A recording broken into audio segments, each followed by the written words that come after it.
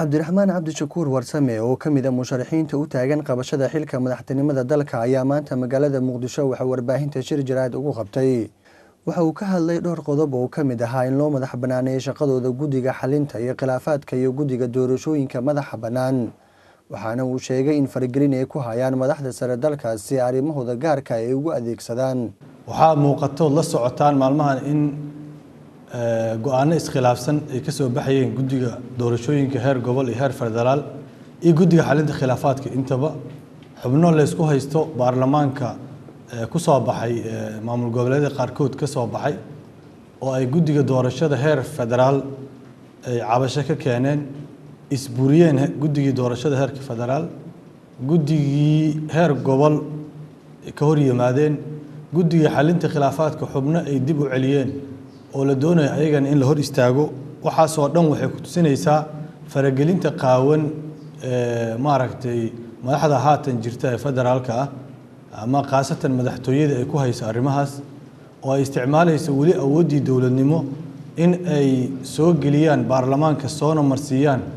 dad aanan ku soo bixin processkii loogu talagalay doorasho.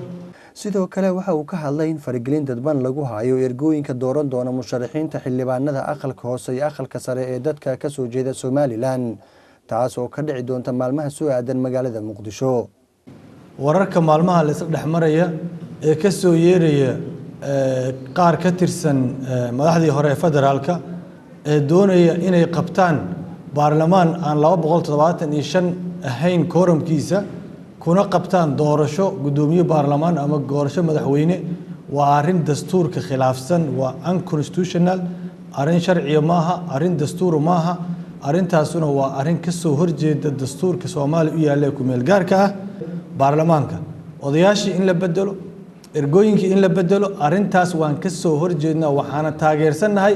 guddiga doorashada iyo odayaasha iyo siyaasiyiinta ka soo jeeday guddiga Somaliland ka soo jeeda ee arrimahan qaabilsan halka ay doorteen madaxa bannaan